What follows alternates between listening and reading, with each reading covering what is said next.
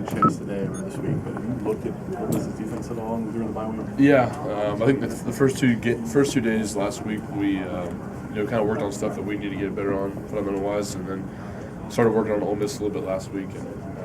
And up front, they're great up front four. They got a lot of quickness, a lot of team speed, and they can make disruptive plays in the backfield. So we'll continue to work on the rest of the week and game plan appropriately. But it's good. Last week we got a little head start on them. Yes, David mentioned a couple times the stunts that they run. What's the key in dealing with that for an offensive line? It's technique, really. I mean, they're trying to get you to kind of lean one way or the other. They want to do a swim move, or hopefully you take the wrong steps. So fundamental wise as offensive line, if you have 2 feet in the ground the entire time, then you'll be fine. But when your steps start getting too long or kind of get out of whack, that's when they want to beat you underneath and make plays in the backfield. How much tougher is it to go up tempo when you're at an opposing stadium? I guess we'll find out. I don't know. I don't think it'll be that much more that different.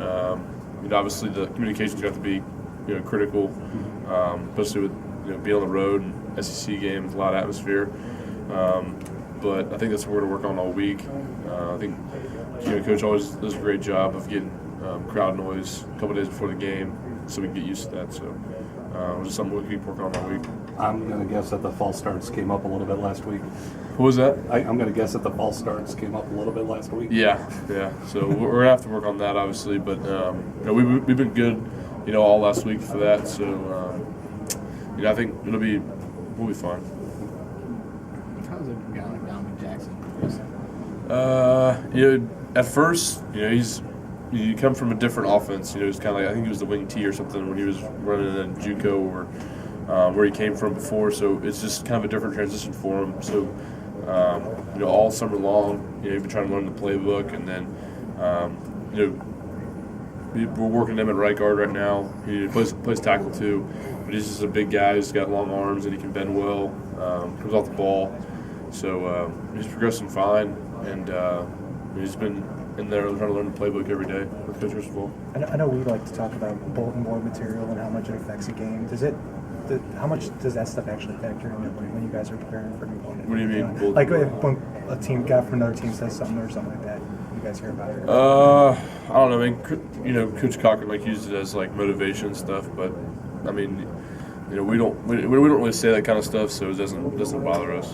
It's not a big deal. Do y'all still feel like as an offensive line and running backs that y'all can both run over people when you need to? Because a lot of it's been passing against the yeah. I mean, that's what we want to do. We want to get downhill on guys, and the more that we can run the ball, the more it evens out the passing game. We don't want to be a heavy pass team, but we're going to take advantage of what the looks that we get. So I'm not going to say that we're checking it out to our wide receivers is a bad thing, but we certainly want to run the ball downhill, and we'll see what happens this week. Any discussion with the offensive line with Lane Kiffin, since his brother is going to be the defensive line coach?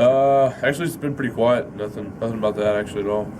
I know it might seem kind of obvious, but what makes Derrick Henry so good in the second half of games? Just I mean, he's got the endurance. I mean, the guy can run for days. And defensive guys, when we start going fast in the third and fourth quarter, them getting off the ground, running back there, trying to get lined up. Then you think Derrick Henry's running at you got to tackle him. Do it all over again. That kind of probably just wears down defenders. I can't say for them, but a guy like his stature and his size and his speed, I wouldn't want to do that every time. It would suck. What do you remember about the times that you've played Ole Miss in their defensive line? What kind of games have it been for the offensive line?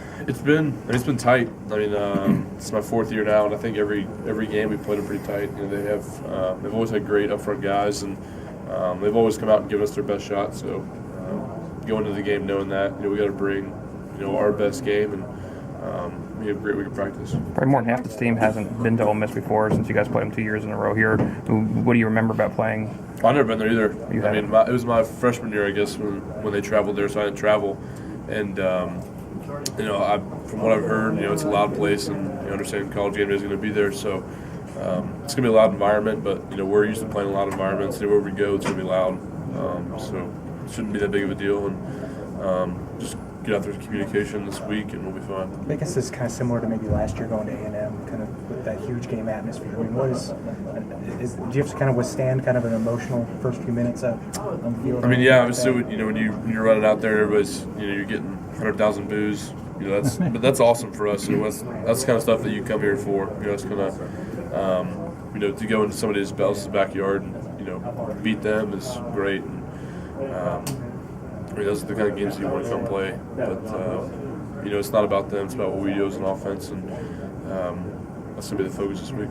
Last one. From what you saw last week, just how's Blake looking to show you? He's good. The first couple of days he didn't do much, but I think it was Thursday and Friday he came back out and obviously had cut down reps a little bit, but he didn't show any signs of hurt or anything like that. He's normal to us. Thanks, Rob.